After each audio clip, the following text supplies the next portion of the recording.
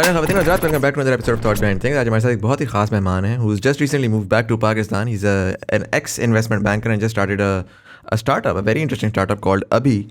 And we'd love to talk to him more about that as well and his life journey. It's a very fascinating story. But just as with all startup podcasts, मैं disclaimer देता जाऊँ.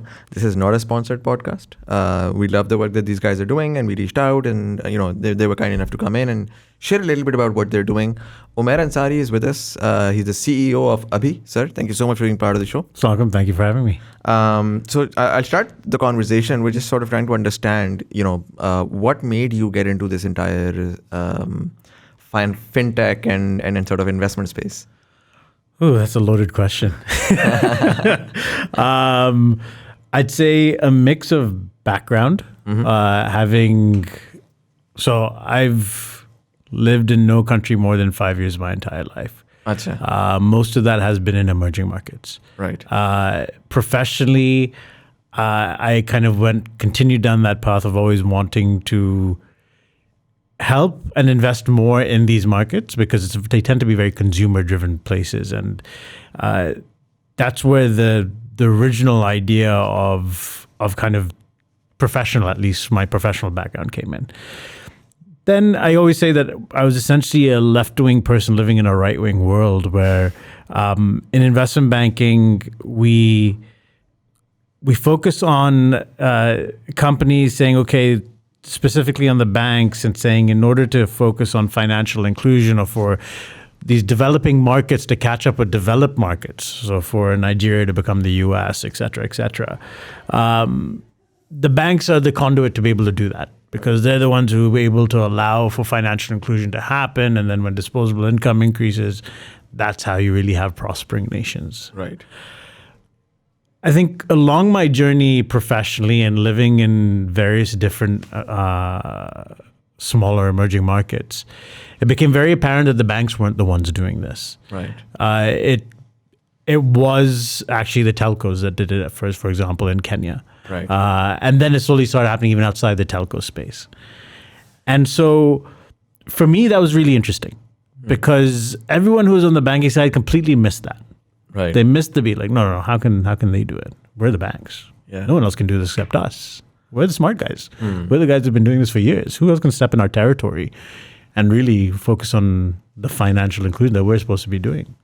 And lo and behold, other people did it. So I think that was the beginning of the end for me when it came to banking, in a sense. I still had a little bit of time to go. So where it really hit me was in Kenya. So we had worked very closely on a transaction with M-Pesa and Safaricom. Right. थोड़ा सा अगर मैं इधर आने से पहले, just sort of tell me a little bit about, you said you lived in 9 countries. Yeah. So growing up, where were you? I mean, where were you born and then? Yeah, so I was born in London and then moved to Lagos, so Nigeria. So in Nigeria, we're in Paris, then Bombay, then London, then Toronto, then Abu Dhabi, then back to Toronto. And then professionally, I was in London, Dubai, Doha, Hong Kong,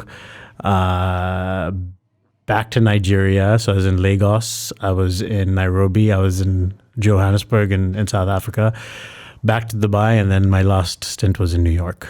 Wow. And, जब आप ये, growing up and you were moving around, were you going to different schools in all of these countries? Every different, yeah.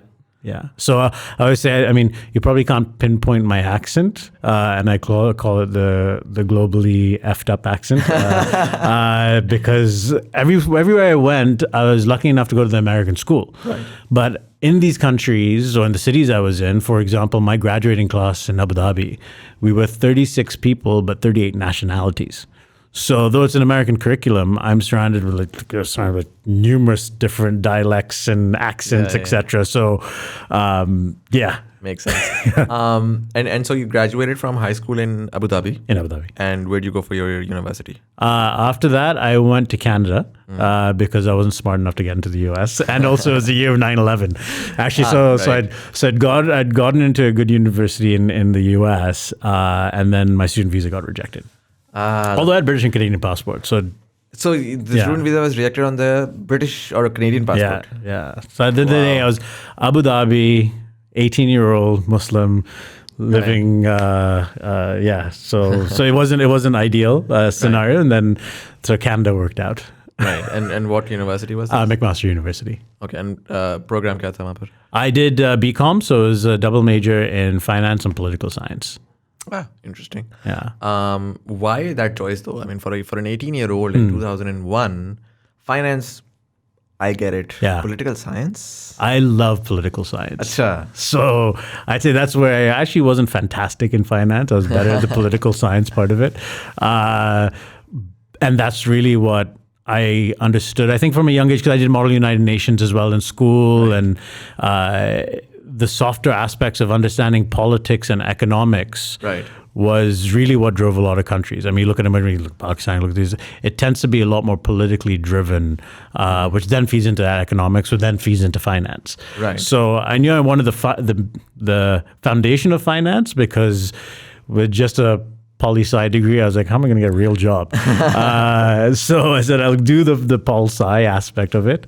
Yeah. But finance was kind of the bedrock. And I feel like political science teaches you a lot about leadership and sort of really looking at things in a macro context as well. Yeah. And I feel like even if you're not working in that space, it's always there with you in every decision that you eventually end up taking. Probably even the decision to actually ending up in the emerging markets and investing there. Definitely, because look, when government policy sets its eyes on something that they want to help build or at least support, then that's where the economics and the finance comes out of it, right? Because that sector tends to get the support that's required.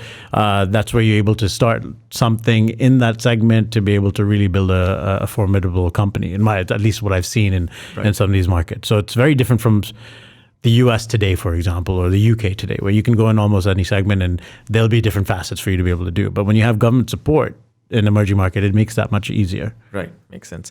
So you graduated from this university in what year? 2006. 2006. And what was the first job? First job was with a hedge fund in London. So I was focused. So my entire career was always emerging markets. So I was in London, and Hong Kong, and Dubai with a company called Marshall Wace, with a sub fund called Covera Capital. And what we did was essentially long-short public equities. To put it in layman terms, we basically bought stocks and we made money off companies that were going down in value as well. So, we were basically... You were one of those sharks. One of those sharks, exactly. Right. How long were you doing that for? I was there for just over 4 years. And then the financial crisis hit. Right. Yeah. 2009, 2010. Exactly. And so when you talk about emerging markets, particularly in the context of 2006, what were the countries that you were looking at? India, China. We were looking at realms of like Pakistan, for example, at that point as well. But mostly those were the two main markets that we looked at the time. No South America, no Africa? Not yet. Not yet. That was later on in the career. Right. And what about, so the financial crisis hit and... I mean, what was that like, by the way? Just being there in the heart of it. It was weird. Because I'm sure you guys and a lot of people that you used to hang out with lost a ton of cash. Oh, for sure. And you know, the weird thing, the dynamic was, that's what taught me a real lesson at the time. And I guess looking back at it now, it doesn't matter how good you are. In fact, so our fund that we were running at the time was actually up 36%. When the markets were down close to 40%. So we'd actually made good return in that market. That was the nature of the fund. But because everyone else was bleeding and because they couldn't return capital to investors, we became the ATM. So our fund dwindled down very quickly because we didn't have certain provisions in place for gates, et cetera, for people to take money out. So we went down to having next to no assets and had to shut down, even though we performed well. So, really? That is so interesting. I mean, I never really thought about it. Obviously, people didn't have money, or people lost.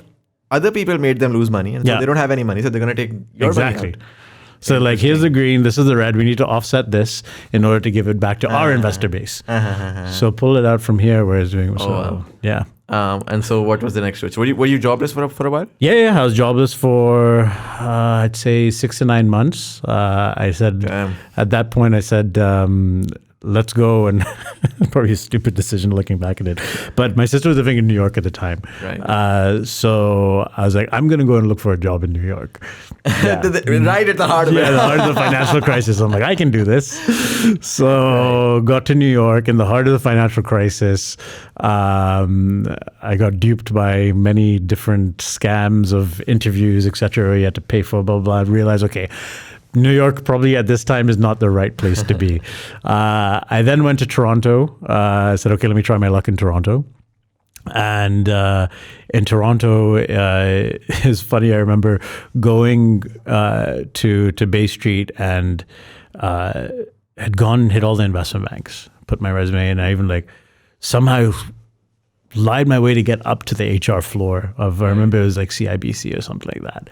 And I gave in my my resume. Like, how'd you get up here? I'm like, I just got up here. So I gave my resume, like, okay, we'll be in touch. And I went back home and I turned on the news and the Bloomberg headline was CIBC or whichever one it was is firing 2,500 people. I'm like, yeah, it might be hard getting a job over there. So a company in Doha at that time called Amwal, which was part of the QIA, they had approached me and they said, look, we're launching a MENA fund and we're looking at launching an Asia equity fund as well.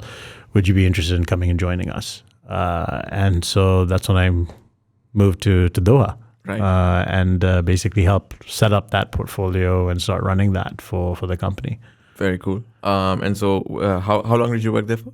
I was there for about 2.5, 3 years. And what sort of work were they doing? I mean, what sort of markets were they looking at? And so they were looking at GCC. So it was UAE, Saudi, Qatar, Bahrain, Oman. And then I helped bring some of their private equity side on India, Pakistan as well. And we were trying to expand to Southeast Asia. So we were doing like Indonesia, et cetera, as well. So, setting up the bedrock for that was the idea. So, right. Why did you leave that one? 2.5 years? Doha was boring. Really? Yeah. Doha was really boring. So it wasn't really pushing me that much the work-wise, but also Doha is itself, I think when you're single, young, it wasn't the right place at the right time for me, unfortunately. So I was like, you only live once. There's no use in like sitting around here and figuring out what's going to happen. Let's go and do something else. And that's when I was doing a lot of work on, or at least research on Africa, so sub-Saharan Africa. And having lived in Nigeria when I was younger and stuff, I said, okay, look, this could be interesting. So I started speaking to people. And that's when I joined Renaissance Capital. So Renaissance Capital was, or is still the leader when it comes to frontier markets. They had a huge footprint in Africa. So how do you, what's the difference between frontier, emerging, and probably there's another market, right? So if you can explain that a little bit. So frontier is basically, thresholds by Morgan Stanley classified index, so MSCI, they come out these classifications. It's basically based on your GDP per capita, the liquidity of the local stock exchange. It's to be honest, all quite a bit of BS. But it's basically, imagine small emerging markets or frontier markets. Okay, so bottom of the food chain or frontier? Bottom of the food chain, but things move up and down. Like Pakistan's been frontier, emerging, and back down to frontier, right? Which is all because of semantics when it comes down to the liquidity of the local stock exchange and your currency situation and all those kind of things. And then so after frontier, there's emerging, and then there's emerging, then there's developed. Okay. Right. So you're looking at frontier markets in Africa. Yeah. And what did you find out? So I moved to London first. I moved to London. My first assignment was to go and take a group of investors to Iraq. And Iraq was... Iraq, what year? This is 2014. Yeah. This is where 13. ISIS is all over everywhere. And so this is before ISIS. So yeah, 2000. I think Arab Spring chal raha hai. Arab Spring chal raha hai. Yeah, exactly. So we took a group of investors to Erbil, Erbil in Baghdad. And at that time, Iraq was actually booming. Really? Things were going well. It was semi-post-war. The the current president at the time was doing good things. Infrastructure expenditures were going. The first IPO was happening called AsiaCell, which was a telecom company.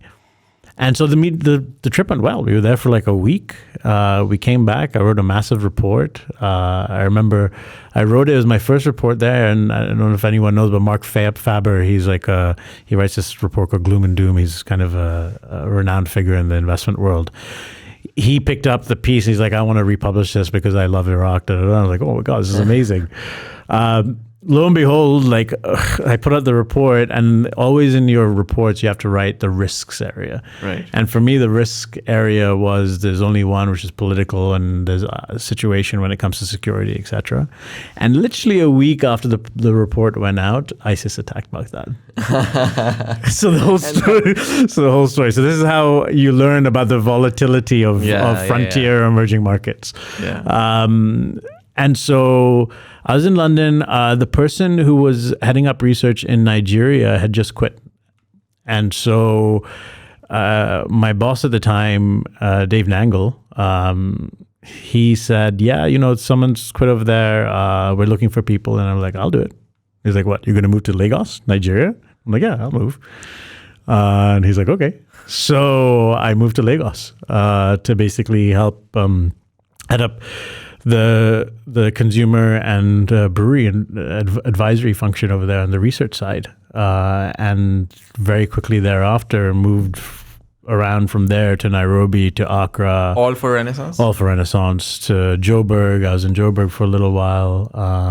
Went to Rwanda, been to Uganda. So what's Africa like? I mean, you've looked at it very closely, and obviously your job was to sort of research the entire space. Yeah. What's your opinion on the continent, and how do you see it, particularly in the context of maybe over the next 20, 30 years? Yeah, look, so one thing I'll say is Africa is not one place, right? So over 50 countries in Africa, each one very different from the other.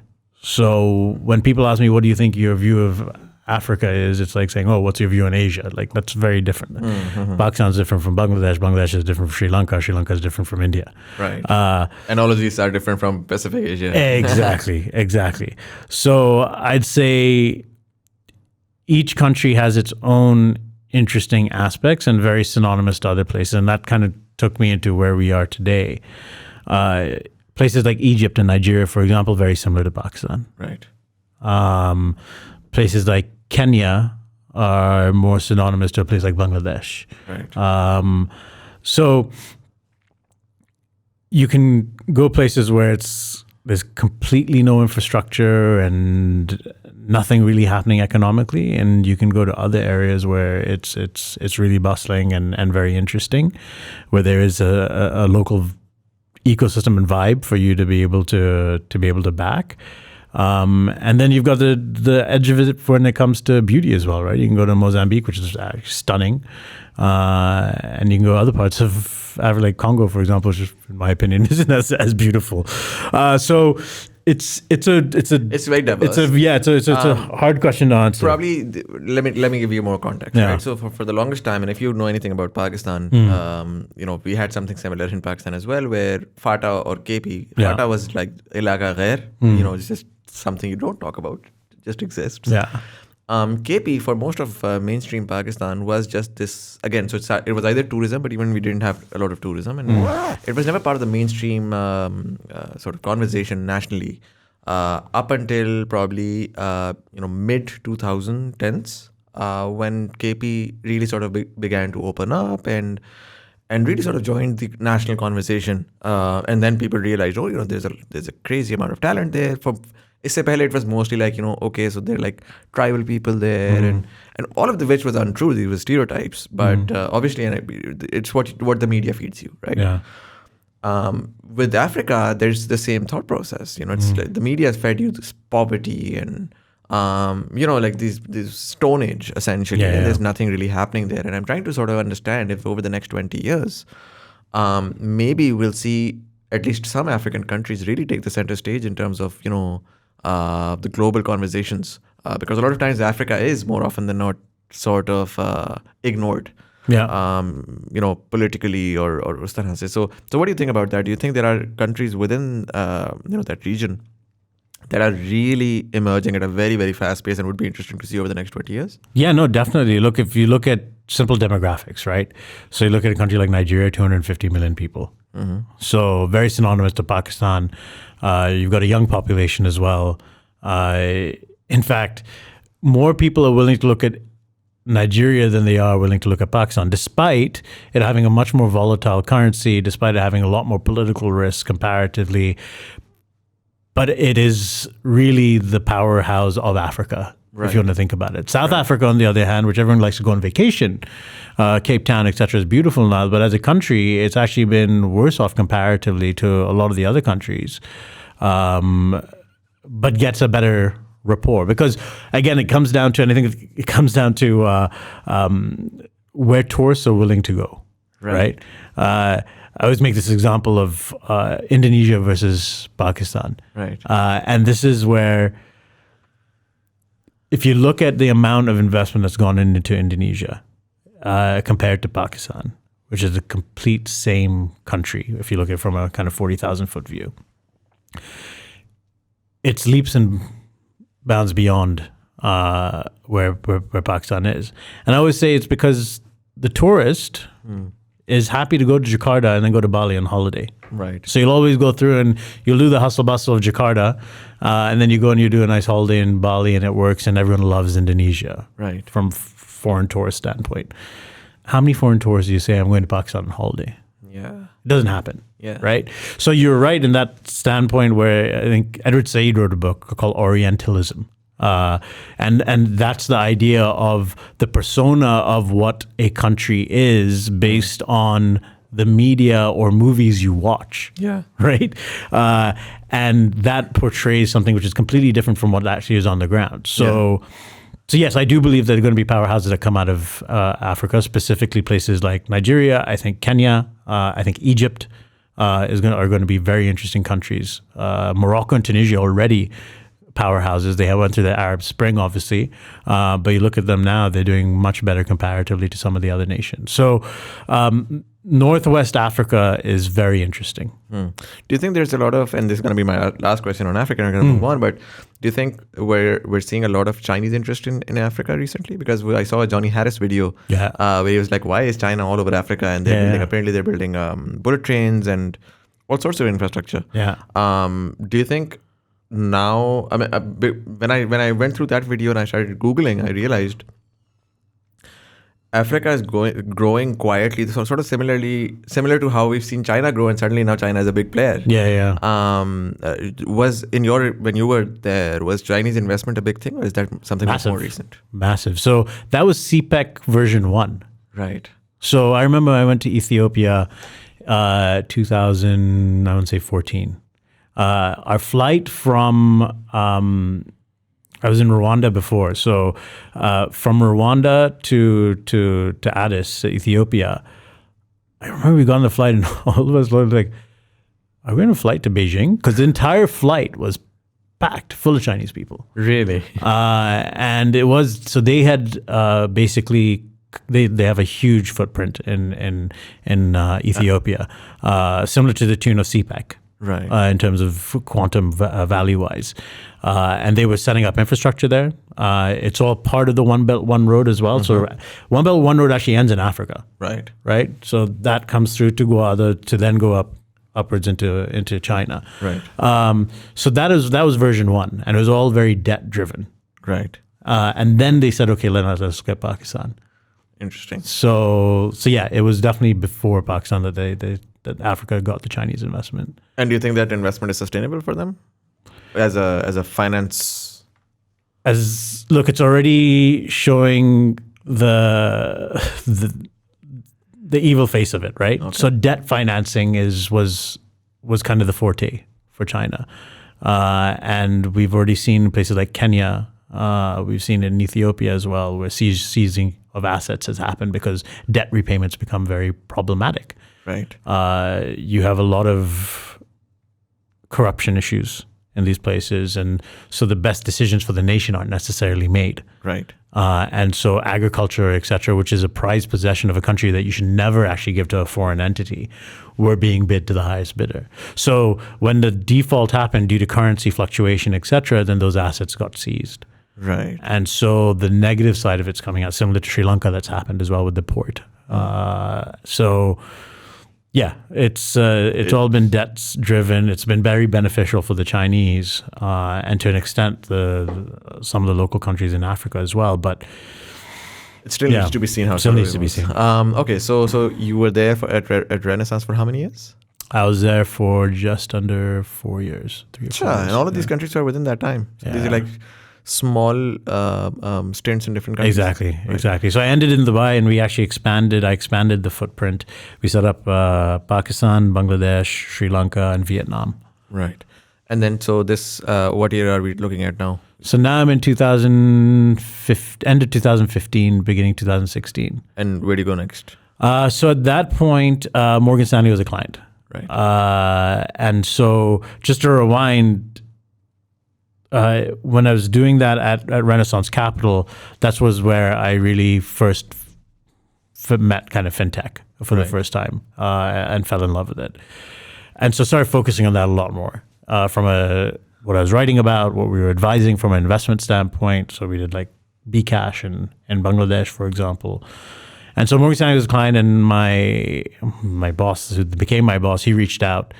He was a client and said, "Hey, you want to put your money where your mouth is," in a sense. So, I moved from my last stint with Renaissance was in Dubai, and so I moved from Dubai to New York.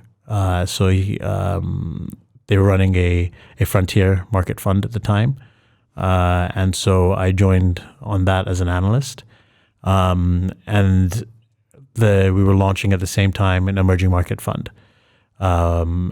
And very quickly, we started doing a lot more focus on fintech because a lot more was happening there.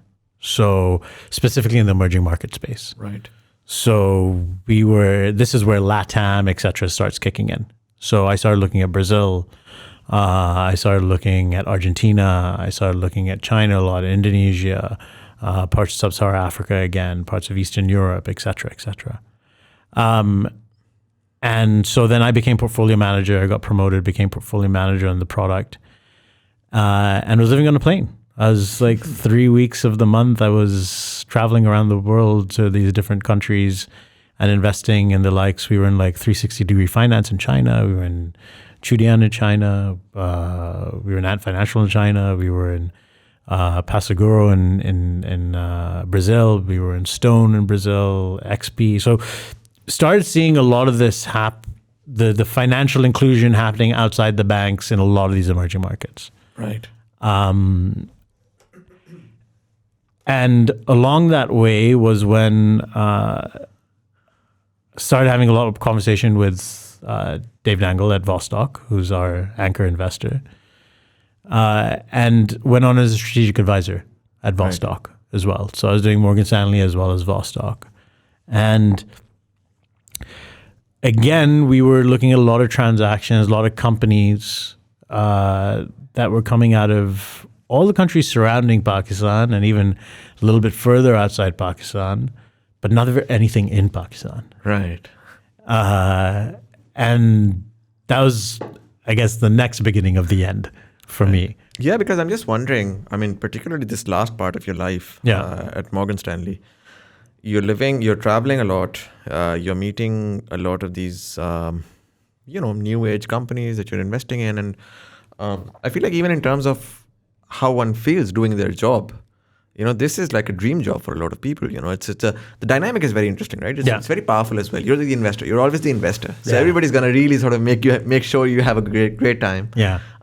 You're never the person who's going and collecting the debt, essentially. You're the one who's handing out the cash. And so it's very, very easy to probably get comfortable there. It is. Okay, fine. So maybe if you were to tell me, okay, listen, like I got bored of traveling a lot and I decided to move to another company within New York, that's one thing. Yeah. But from that comfort, you decide to just sort of jump into Pakistan. Yeah. which doesn't make a lot of sense to me. Yeah, no. Every time I say it, New York to Karachi, it still. So I mean, what was going on there? What was the thought? I mean, was it as simple as, the numbers make absolute sense, let's just take this leap and figure it out? Or did you see a lot of other things as well where you're like, okay, fine, like, I need to make the switch? Look, for me, it was one of the general ethos I have is comfort breeds complacency. Right. I loved what I was doing. I love being an investor. I still invest. It excites me. However, at every point in my life, I think I always feel like you should always try and be the person on the other side of the table. Mm-hmm. So though it was super exciting, doing the investing, I think it was a personal challenge to say, can you actually be an operator? That was one aspect of it. Right. It's not comfortable. It's not comfortable at all. Yeah. It's the complete opposite of comfortable. But beyond that, it also for me was, I've had the privilege of working abroad. Mm-hmm. I've had the privilege of seeing these things happen in other countries and seeing that playbook. Now, I'm not saying that playbook plays out exactly in Pakistan. And I see the opportunity. I saw the opportunity, at least at that time, for the Pakistan system. And it came down to me if I don't do this, someone else will. Right. And if I don't do this, who will? Right? Had you been to Pakistan before this? Yeah, many times. Family or Family. business? Okay. I had family and business. Right. So you had an understanding of what it was like. Yeah. You had never really lived here, but you had an understanding of what. Exactly. I got married in Pakistan. Acha. So you were connected to the country. Yeah. And so you decide that you decide to take the leap of faith. You quit your job and then you set up something here. Or what was that process? So I tested it. Okay. I spent about the point of me deciding I wanted to do something to me actually quitting was about 2 years.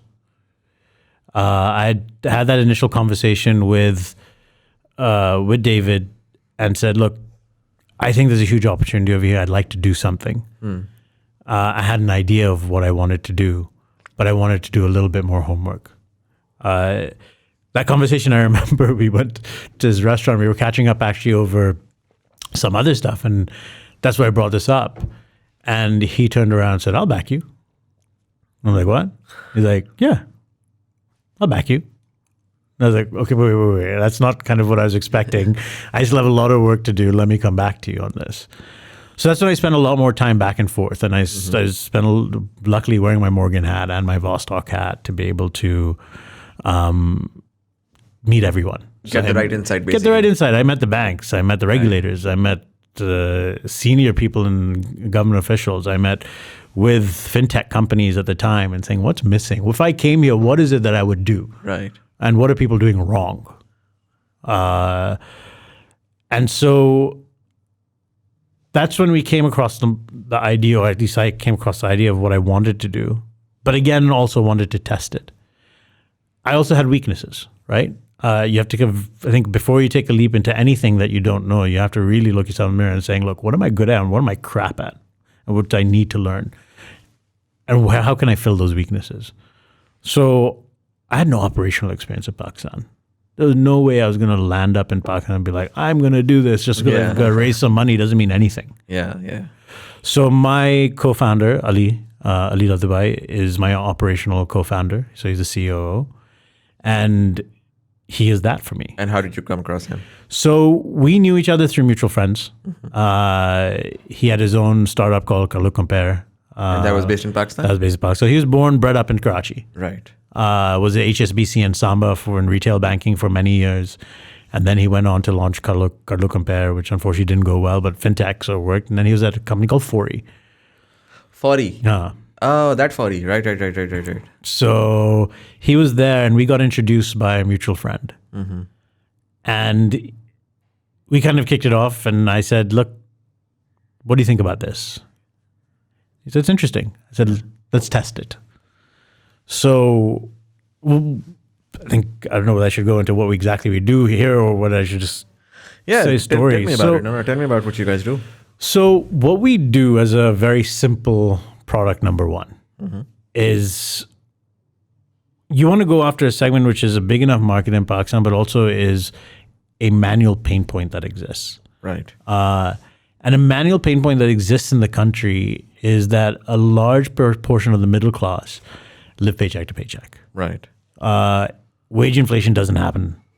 Very rarely do companies give you a inflation bump at the end of the year. It's simply you just stay at what you are. And people jump jobs a lot because of that for small amounts of money. And then they're constantly going to their family and friends or going to their employers and asking for money in advance before their salary comes in. So what we do is we come in and we tie up with the employer and we provide you as an employee the ability to access your salary instantaneously at any time in the month in under 30 seconds. Right. That's the basic thesis and the basic premise of what we do. Right. Because digital adoption, in my opinion, really only happens when you fix a manual pain point, because that's where people accept it, and then you can start going to anything else. So Ali and I decided, let's test this out. So I was in New York, he was here. We went to a company with about 400 people, and we put posters around the office. And the posters simply read, if you want your salary in advance, WhatsApp this number with your bank account details and how much you want. Cut a long story short, within 2 weeks, we had about 30 to 40% of the employee base transacting with us with no further advertising. With no connection to the company itself? To the company. So we get paid back from the employer directly. Right. So you partnered with the company. Exactly. So we go B2B2C, and we get the company to provide us access to the employee base. Right. And then we get paid back at salary time. Interesting. What are you looking at in terms of growth right now? I mean, how long have you guys been operating? And So we launched in July. In July, last week of July, we did just over $4,500 in transactions. You fast forward to December, we're now doing $7.9 million a month in transactions. Really? So and this is, I mean, this is growing. This is not just, this month they were able to do that. Maybe next month they might not. No. So in terms of numbers, so we started off July 4,000, August was 25,000, September was $350,000, October was just over $1 million, November was 2.5 million, and this month we're about 7.9 to date. Fascinating. And most of these companies are reaching out to you, or are you reaching out to companies, or do you have a BD team that's basically? So we have a mix. So now it's because we've grown and because other companies have seen what's happening, where we are getting reverse solicitation as well. But at the beginning, it was and still is very much driven by our own BD team that goes out and gets clients on board. And what's the vision here? So, I mean, if I can just ask you what you're trying to do beyond the whole, obviously, it's a startup space. There's definitely a lot of money to be moved around for your customers as well as for yourself as well. But really sort of trying to solve, in terms of solving that problem, what's the vision? I mean, what could this potentially do to a very sort of fragmented financial sector in Pakistan? There is a plethora of products we can come out with on the back of this. The idea is that when I build that trust with you as an individual, when it comes to credit, my ability to bring you up the financial ladder becomes that much easier. Right. And that is our focus. We call ourselves a financial wellness platform for that exact reason. Right. Because when you are financially well, then you are mentally well, and that is where you live a good life. Right. The reason why we're doing that, why I quit to be able to come and do this as well, is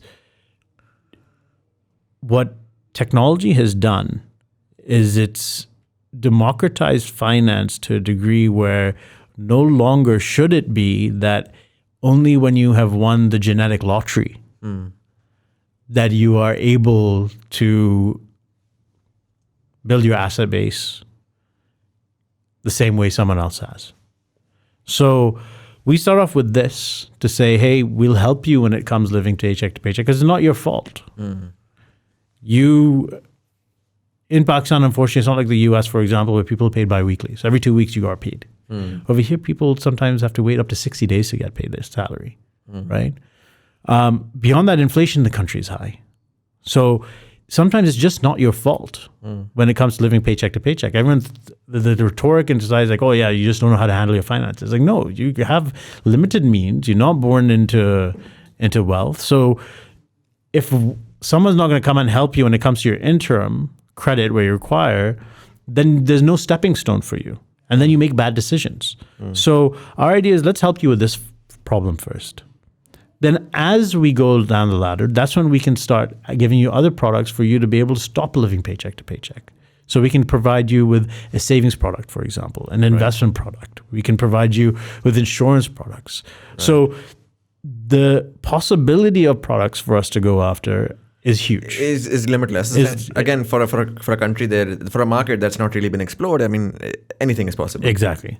What would you say is at the heart and core of it, though? Is it the individual customer data, or is it the credit sort of score? Because a lot of what I see, particularly in the fintech sector right now, I think is the biggest fish that everybody's trying to tap is the credit score. Like just having that understanding of who can actually return money in the long run. Right? And some people are doing that through retail. Some people are doing that through these microfinance apps and all of these things. Like they'll say, okay, we're P2P transfer, but that's not where the money's at. The money's at the credit, right? So for you guys, where are you looking to build your expertise? Because what's the heart and core or the engine of Abhi? It'll be data. It'll be data. If you fast forward 4 or 5 years, the amount of data we will have on our platform to then be able to customize financial products for an individual is going to become that much easier. Right. I think the thing that's lacking from traditional banks is the data aspect and being able to segment that data and saying, look, you are different from this person and this person is different from that person. And with the use of data and AI on top of it, I'm able to actually give you personalization. It's our sort of millennials, Gen Z, et cetera, is all about personalization, right? And that's for everything. Right. So our vision is that we want to make sure that by that point in time, I will fit the needs that you require. You may need a car at that time, or this other person needs a house. So why am I selling you or trying to get you a mortgage when you actually need an auto loan, right? So you're right in terms of the credit scoring, but that all comes after time. It can't happen overnight, and you need credit to come through the system first before you be able to create credit scores. Right. So you look at, for example, so Bank of America in the US actually came out of credit cards. Right. So credit cards, and go back to the history of this, but it was very much where credit scores came out of it to then become the conduit for people to be able to start borrowing, which then led to people being able to be scored of saying who's going to pay back, who's not going to be paid back. Right. It's interesting. I think that the fallacy that's there for a lot of people is that they think they know what people's behavior is because they belong to a certain class of society. Right. There's a great book, which is still finishing, called Utopia for a Realist. And it makes a very valid point in there and shows statistically how they've gone to places, as you mentioned, what we know of Africa, for example, from television, et cetera, goes to the depths of Africa in places like Rwanda, Ethiopia, Uganda, et cetera, where they do microfinancing at not extortionate rates, by the way. Right. And without the precursor of saying, we're going to come and break your legs if you don't pay back. And the repayment rate was much higher than people expected. Right. Same thing with Grameen Bank in Bangladesh as well, by the way. It was one of the lowest NPLs anywhere in the world. But everyone's preconceived notion is that they don't know how to handle their money. Yeah, give the rich person money instead of... Exactly. And that's also very interesting because a lot of banks in Pakistan, probably the biggest story for this year was, if you're a small and medium enterprise and you go to a bank, the banks will probably slap you and ask you to leave. Yeah. But all of the major banks in Pakistan literally pumped money into this company called Hascall. And eventually that company, they were fudging up their financials, and eventually it came out that they were in 60 billion rupee debt, and they had to write it all off. And I was just like, Imagine that amount going into the SME sector. Exactly. And the banks might have been able to actually make some money off of it, right? So I think I get the mentality there. And I think that's probably why fintech is and microfinance in Pakistan is so incredibly exciting. Because we've never really gotten majority of the population towards credit, towards savings, towards this or that. It's just like, they're just waiting, and they're generally going to loan sharks and sort of writing off their life away for a simple thing like a medical procedure. Yeah. What's your and this question is based on in the early days when EasyPress and JazzCash came in, and the primary idea was very, very noble in terms of really sort of providing this sort of disconnected, undocumented customer and bring them into the financial system. But what's the fee that you guys are charging on top of any money that someone takes out? So we charge a flat fee of 2% per transaction. Right. So there's no late fees, there's no penalties, etc. We're Sharia compliant as well, which is hugely important for Pakistan. And that's it. So, and there is no late fee. So what's the maximum that they can return the money by? So we're doing paycheck to paycheck right now. Right. So our maximum duration is 30 days. Right. So, and this is why I had a discussion with your team as well, and I asked them the same question, because if I look at it purely in a banking or a financial standpoint, what we're looking at is, even in the best case scenario, I take my money out on the 1st of the month, and I return it on the 31st. So I'm getting a 1 month or a 30-day credit cycle. Right. By the end of the month, I'm paying that with 2%. Right. Over the year, I'm essentially getting 24%. Exactly. And that 24% is also not based on, it's not like I've kept the money and I've kept it for 12 months. Exactly. Right. So in terms of I get it from like a lump sum amount from the bank, and I do let's say KIBOR plus 2%, 3%. I'm still giving, even in the updated numbers, I'm giving 13%, maybe. Maybe. So do you think this is, so in terms of the number reconciliation, your numbers are higher compared to the other one. Granted, you're actually giving people money, you're not really. Exactly. And then second,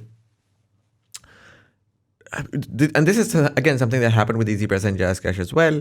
You got the people with the money, and I can just add your bank account and send you money, and it's 0 rupee fee. And if you are a blue collar worker and don't have access to a bank, and I send you money, and this is something that a lot of people who work for me as well, my cook, my driver, they have been unable to get a bank account, and every month they come in and they're like, please give us cash, and I'm like, okay, I'll transfer JazzCash to you, and they're like, listen, it's gonna be a fee of I think on the salary, 1,500 rupees is gonna get cut. Yeah. And for them, 1,500 rupees means much more than what it means to me. Exactly. So I understand the noble vision of trying to get these people in, but unfortunately, they end up paying a lot more proportionally. Do you think that is something that you can eventually sort of solve, or are already solving right now? Yeah. Look, the idea is, I always say the success for the company would be, or failure for us would be, that if we fast forward 2 years, for example, or even hopefully earlier, that customer that's come on for this product of accessing your salary early is still using this as their primary product. Right. I would have failed you as a customer. Because my whole purpose, or our whole purpose, is to be able to help you move up the financial ladder. Right. So have a savings pot. Have something else that you can start dipping into when you do need interim financing, and which is free, essentially. This is the pricing mechanism. Look, it's always up for debate, right? And you'll have both sides of this. But our philosophy was, this makes sense for now. It's cheaper than microfinance banks. Right. It's way cheaper than the loan shark. Yes, it is more expensive than traditional consumer finance when you go to a bank. But guess what? That person. I'll give you an example. We had a testimony that we put up the other day where the person took out the money to pay for his children's school fees. He has a bank account, by the way. So this wasn't someone who's unbanked at all. I said, why didn't you go to the bank and ask for a loan? And look, my this is horrible, but he essentially said that when I go to the bank, the guard looks me up and down and makes me feel like I'm not welcome. And then if I even make my way inside through the guard and get to the teller, that person looks at me and basically makes me feel like I'm not welcome in this branch. And then they make me jump through all these hoops to even try and apply for a loan because they don't want me to have that money. With you, 30 seconds. Literally in 30 seconds, I clicked a button. I needed 2,000 rupees. Boom. So there's a convenience aspect of it. People are willing. I think the one Urdu word I know well is izzat, right? And izzat ki baat hoti hai, right? For you to go to your friends and family and constantly ask for money, go to your employer and ask for money as well. I don't think, for example, like you said, your driver, etc., like coming to you and saying, "I'm short." I mean, it's they deserve better. Yeah. Why should someone else hold something over them just because they have to pay their son's school fee? Exactly. Something that they should be getting irrespective. Exactly. So I totally agree with that. Definitely. So on the second aspect, you're absolutely right. When they go, the problem is when they go and they try and take out that money if they have a Jazz Cash wallet or Easy Paisa, there's a fee that's associated with it when you go and take out that cash from the outlet. We're now working with the likes of Jazz Cash, Easy Paisa, where there will be no fee. Right. For anyone who has that wallet. Right. So our whole thing is we want to make sure that fee that you're paying is the all encumbered fee that you will have to take on. It's not going to be added amounts that are on it once you avail of the loan per se. Makes sense. And right now you're so how do you take the money out? Through bank accounts, through Easy Paisa, through Jazz Cash, all of these microfinance. So we're completely interoperable. So we go into any wallet and any bank account. Right. So wherever you're being paid your salary currently, we go into that account. And even those people who are paid cash, we're making them digital. Right. So that's kind of how we're functioning right now. And right now you're going exclusively B2B. So for example, if I'm a random person XYZ and I work at a company called ABC, my company has not contacted you, but I'm really interested in your service. Yeah. Can I eventually be able to apply, or is it exclusively based around companies sort of taking that risk? Yeah. Obviously. I mean, there is a risk here, right? And so you're trying to mitigate that risk as well. Exactly. So are you only going through companies right now? For now, but we will be launching a B2C product. Okay. So along the lines of what you're saying, so similar to what we're offering right now, with some added benefits as well. So we're working on that, and it's going to be something we're looking at doing in 2022. Right. How many companies do you have right now in terms of actual companies? So we now have signed on over 90 companies and have access, and we're onboarding about 650,000 employees. So including within these 90 companies or? Right. Yeah. And where is this mostly concentrated? In Karachi? No. So we're nationwide. So we've got, I think the reason why we launched Karachi is if you can conquer Karachi, you can conquer Pakistan, in my opinion. Yeah. Same thing as New York, US, Lagos, Nigeria, et cetera, et cetera.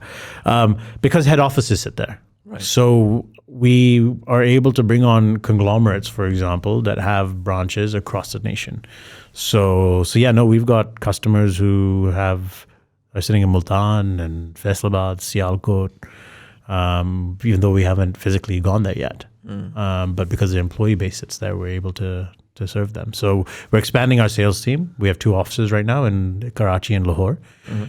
We've just brought on a salesperson in Lahore. We're adding some people in Lahore, Islamabad, and we're going to be expanding from there. And how many employees do you guys have now? We're 28 people. In 6 months? In 6 months. Wow. And when did you officially join after quitting from the US? So I resigned in January. I was on gardening leave advisory period till end of May, but I was working both things at the same time. And then June you were here in Pakistan. And then, I moved here in March. Achha, you moved here.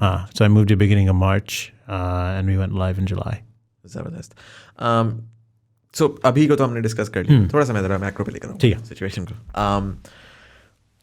You've obviously, because you come in with a lot more homework than, let's say, a banker who's like, I feel like there's a problem that needs a solution, and so I need to solve that. Pakistan has, and this is something that you've probably heard way too much, but I'm just going to build context for the viewer as well. But Pakistan has a banking problem.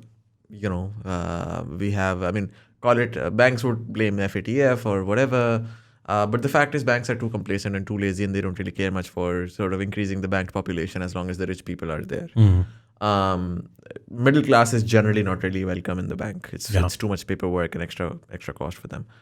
And so what happens is, because of that, a lot of the digital, when we say digital transformation and sort of digitizing our economy and sort of whitening our economy or tracking our economy becomes increasingly difficult. We talk about people in China having entire cities where there is absolutely no cash left, right, and center, and they're even going towards a digital currency as well. Yeah. But when we look at Pakistan, it just seems like such a far-off dream. I had an SME, and 99% of all our orders were always cash on delivery, and that in itself brought so many problems. Yeah. That doing business becomes so complicated versus, let's say, being in the US or wherever where you could use credit cards and so on.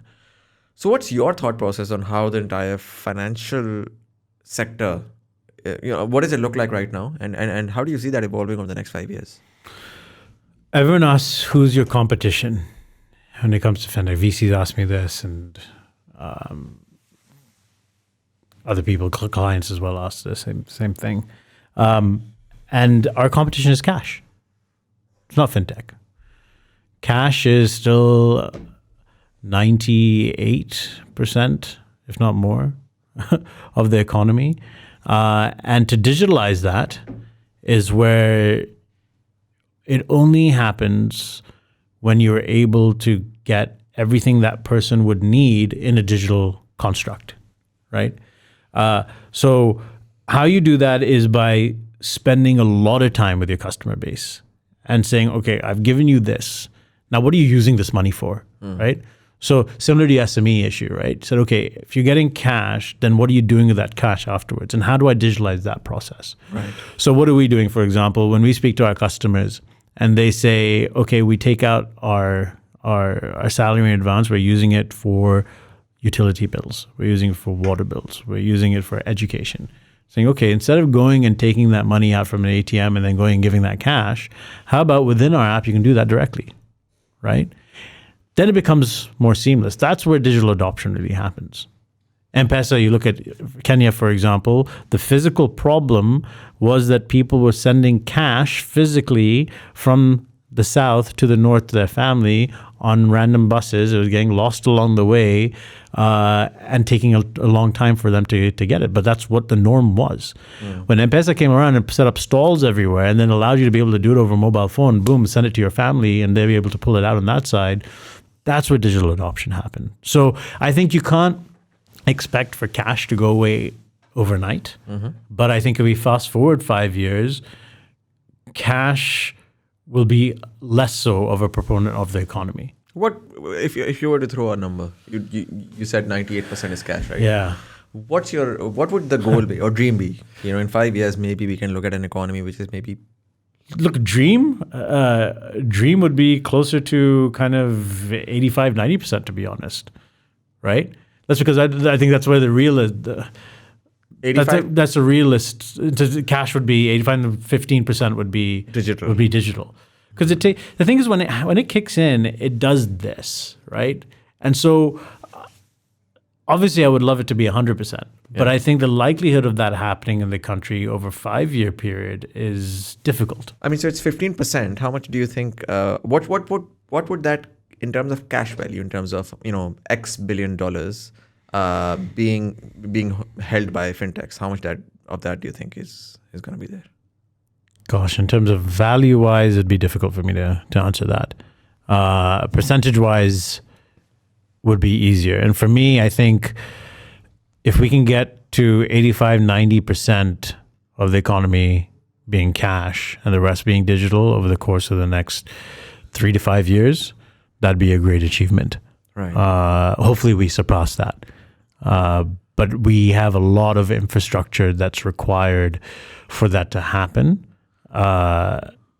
And if Rast comes around in the timely manner that it should, then hopefully that happens. But you look at UPI, for example, in India, even with that being brought around, you still have digital not making up more than about 15% of the economy. Right. So So it takes a while. It takes time. It takes time. When you're talking about the infrastructure, if I were to ask you, what were the major challenges in Pakistan that you guys and a lot of other companies are facing right now that maybe people are trying to solve as well? But what would those challenges look like? Yeah, I think it's exactly what you mentioned before in terms of once you have it digital, what are your outlets to be able to use that continuously digital? So I'll tell you a simple example. Careem, Food Panda. I don't know if you've experienced this, but if you try and order Careem and you put in credit card details, the person won't show up. Yeah. And they'll probably cancel the ride. Yeah. If you order Food Panda, they come and deliver the food, they want cash. They don't want credit card. Yeah. Right? So that part of it, and this is where, again, why our focus as well is saying, what is a cultural problem that you can then allow for digital adoption to happen?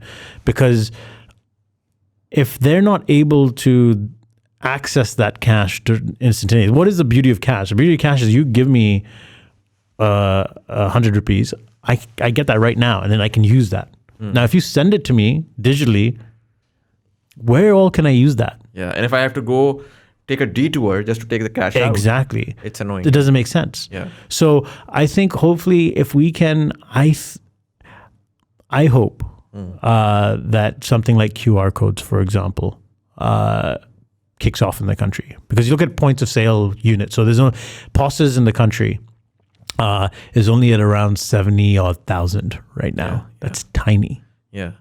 Why do you think QR codes haven't been able to? I mean, we haven't been able to pop them up because it's really easy. There's not a lot of complication there. The solution is very simple. You don't even need internet access for most part. And you can make the transfer and through text messaging. You can also get the confirmation. Particularly for a country which has, I think, 180 million or how many cell phone users apparently. We haven't been able to go to that level. For most part, it's just generally utility bills and mobile phone packages and it's the standard cliche, and I understand that. I understand these are the basic use cases that you're going to do every month, so you want to integrate them first. But then there are use cases that I do every week, for example, and that's refueling my car, and somehow that hasn't happened.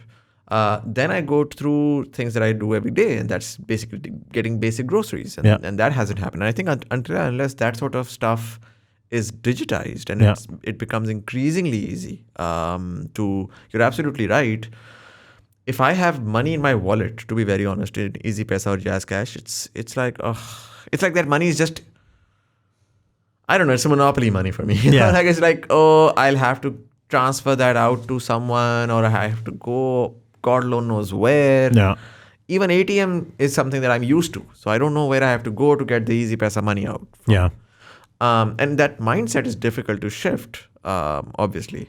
So why do you think we haven't been able to come to the point of sale level, unfortunately, even though it's been, microfinance and mobile wallets have been out there for years? I think it's coming. It took time even in China, to be honest. So in China, it was only in the last, I'd say, 5-6 years that you've had the pickup in QR payment. And so why was that? Is because there was a lot of capital that allowed the companies to be able to build out that infrastructure in order to do it. That has not existed in Pakistan. We've been in a phenomenon for the past year that the kind of VC funding that's come into the country that has the longer term view. Local VC funding, otherwise before, was not VC funding. It was people who said, okay, I'm giving you money. VC loan sharks. VC loan sharks, and they want to see that you become cash flow positive, or you've created a model that returns cash within kind of 5 to 6 months. Right? That's not how you build infrastructure.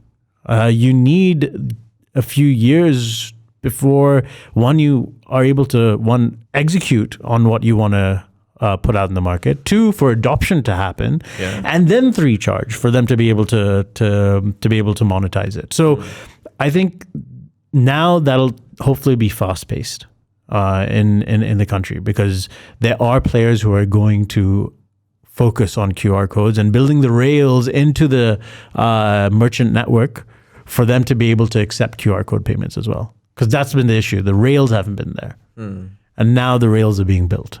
Right. I feel like you're absolutely right in terms of the rails, because I feel like if we had to get the grocery stores in, telling them that just accept these digital payments from which it's going to it's going to be inefficient to take money out of it, versus a lot of these retail e-commerce players entering that market and saying, listen, just forget about the QR codes for a bit. Just integrate your supply chain and digitize your supply chain, because it's going to make it easier for you. Once that part is digitized, it makes it all the more easier for them to just sort of integrate digital payments and then just make those payments directly to the supplier. Exactly. And so they're able to convert much, much faster. And it's margin as well, right? So you look at a POS, which is issued by the banks. Typical MDR on that is between, so the merchant discount rate is between 1.5% to 3%. Right. Now, as a retailer, your margin is already very thin. So for you to be paying that kind of MDR out, you're like, if you're going to give me cash, I'll just take cash. They even tell you when you go, they're like, you pay me card, then I'll add 2.5% on it. If you're buying electronics, then I'll give you a discount, right? Yeah. So I think that with QR code will change, specifically on the back of QR code, which I think again happens in the country, is blockchain. Right. So I was speaking to a really interesting company in Dubai, which we're looking to work with when it comes to Pakistan, where they're able to bring the MDR to zero. Really? Because on blockchain, you're able to do various protocols when it comes to staking of the actual crypto on it, that you actually making your money not from that transaction happening, it's from elsewhere. Right. So you'll be able to offset that. So imagine then you go to the retailer and you say, okay, now you just put this QR code on there. I've built the rails for you. You can accept and send out money whenever you want. It's going to cost you nothing. Yeah, I mean, because for me, that's the biggest pain point. If every time digitally you're transferring cash and someone takes a chunk of it, why would you ever want to go digital? Exactly. There's no incentive there, and particularly for a developing country where every rupee counts essentially, or at least in the mindset, every rupee is counting. And so, no matter how you frame it, it's pretty, it's beautiful, it's nice, they're not gonna take it. Exactly. So that's where UPI did really well in India, right? So UPI basically came out and made transactions on the rails, which is hopefully what Rast ends up doing over here, essentially zero. Right. So that allowed for people to say, okay, let's jump on this and build companies on that. Same thing with Ant in China. Right. Right. Same thing with Stone and Passagur and Meli in Brazil. So these things, I think, are yet to happen. There are companies who are focusing on it to make that happen. And again, I think timing of Rust. Let's get more clarity around that. Have you guys been able to get more clarity around that? Because we heard that they're going to launch a sort of sandbox first version in October, and I don't think that's happened yet. So they've launched the G2B aspect to it. Okay. But they haven't for B2C, B2B, all that's still not happened yet. Because I was using my HBL app yesterday, and this time when I was transferring cash, very interesting thing popped up. It asked me for two things. It asked me either for an IBAN or a Rast number. And so there's definitely some infrastructure being built on the bank side, but I don't know if that's live yet or not. No, it's not live yet. Right. It's supposed to be coming. Everything says soon, but then you speak to different people like, soon is 2 years, soon could be 6 months. Like they're different camps. So I believe when I say, but I think any fintech out there, even us, I always tell our team, let's be Rast ready. Right. This interesting company so we did Y Combinator in the summer, and there was a company that was in our batch. I'd say you guys are a Y Combinator. We did it. Yeah. Oh, wow. So we did it in July and finished with June and finished in September. Very cool, very cool. So that you were telling about the company. So this company, it was his previous company. He was a payments player in India, and he was doing throughput of close to $40 to $50 billion a year on his rails. Right. And then when UPI came along, killed his business, went to zero.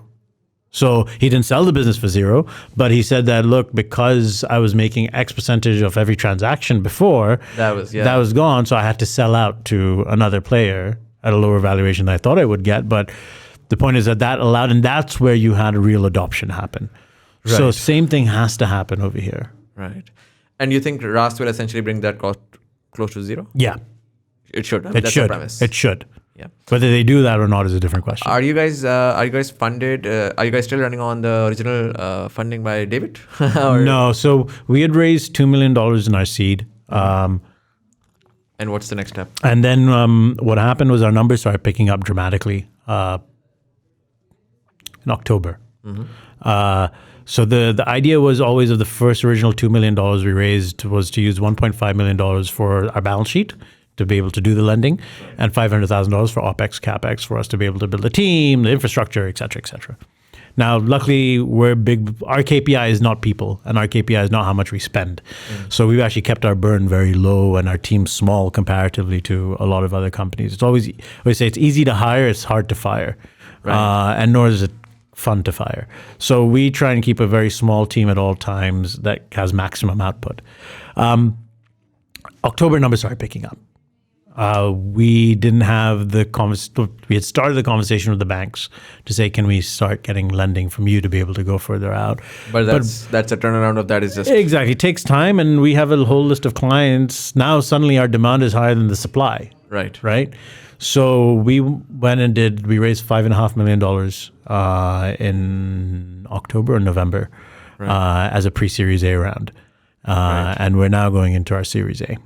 Yeah, because I mean, if the numbers keep growing, exactly, you can't sustain it. Exactly. So we're in talks with a few banks, which hopefully we will be able to get lines from them fairly soon.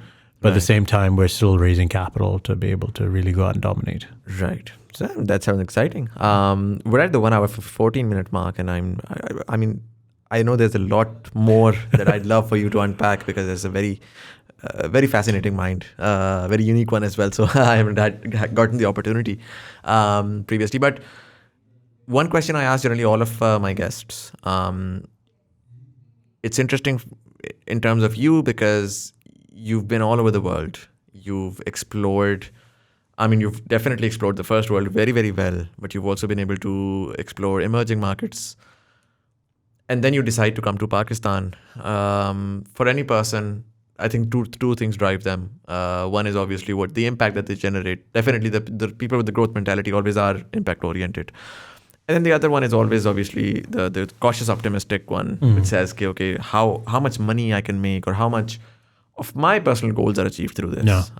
And a lot of that basically is built around you as an analyst trying to analyze this entire environment. And you were here in March. It's been 9 months. Knowing what you know now, or having had the experience, I'm sure the numbers are great, but I'm sure there have been some very interesting surprises of why some simple things can't be done in this country the way that they should be done. How do you see Pakistan 28 years from now? 28 years from now? 2050, Okay. How do you see Pakistan in 2050? Wow. That's a deep question. I don't know what's going to happen next year or next month, let alone what's going to happen 28 years from now. So, what's the feel there? What's the saying? Anyone who looks into glass balls or they end up eating glass. Look,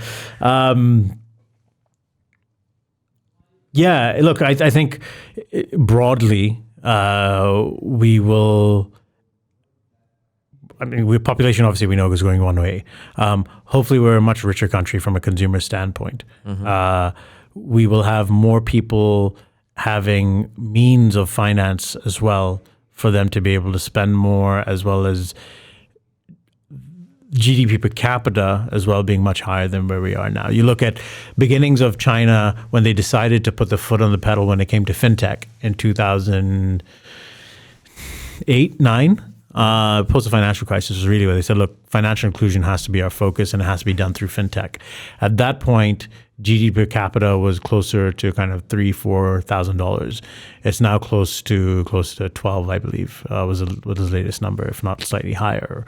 The point is that's when you really haven't create a powerhouse. That's when you enable your population and the consumer to have strength, both financially and education-wise.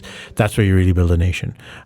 So I hope by 2050, all these annoyances that we have to deal with on a daily basis, whether it be the whole currency depreciation constantly because of where the current account deficit is and because access to finance is so tough within the country, infrastructure is poor as well.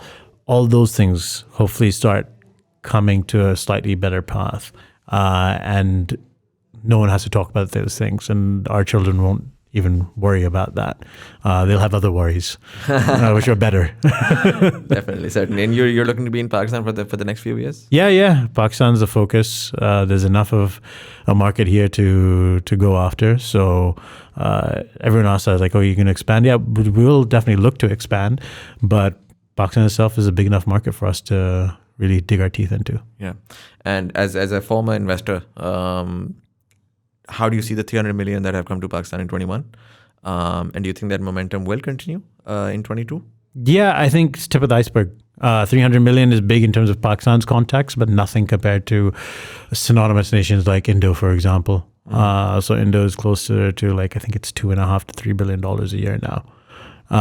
So there's a lot more that can happen. And look, hiccups will happen. I think everyone's like, oh no, but what if there's a blow up? And like, yeah, that's part of VC. If there isn't a blow up, then that's the bubble, right? Right. So the whole premise of entrepreneurship and VC investing is that you should have a lot of companies actually that go bust because it's not easy. Yeah. Just having an idea doesn't make it actually come to life. Also, the infrastructure might not be there, or you're not able to continue funding. You may be doing really well, but the funding's not there. So I think we hopefully do continue down this path. Just if the existing companies alone raise what they require for their Series A's and B's, we already surpassed that $300 million next year. Right. So that's let alone other companies who are going to raise money. So yeah, I think we should definitely surpass that, hopefully going into next year. Sounds good. Sounds exciting. Omair, thank you so much for coming in, taking the time out. I know that you probably had a lot of meetings in Islamabad, and this might be difficult, but it was really insightful. And I wish you all the best. I'm very excited to see where Abhi goes. Thank you. And I'm more excited. First of all, I'm definitely excited to integrate that within my company as well. So we'll have that conversation with your team. But also, would be interesting to see the next few products that you guys bring out. Awesome. Thank you so much. Thank you. And for all of you guys, thank you so much for watching. If you like this episode, please do share it with your friends. For Facebook, you can join click on the link below and join the TBT community where we take your feedback, take guest recommendations, share different articles so you can join that. Easy Paisa Jazz Cash is appearing here somewhere. If you'd like to support the channel, we accept anything from ₹1 to as much as you'd like. It's the thought that counts. Audio platforms, you can click on that subscribe button and get notified for all the future episodes. We've also started a new podcast called the Pakistan Pivot, where we talk to different government officials, policymakers, people in academia and think tanks, and just try to get a sense of what their thought is behind some of the major policy decisions that they're taking. So you can check out that podcast as well. But anyways, this was Muzamil. You were watching Thought Behind Things. Thank you so much for watching, and I'll see you in the next one.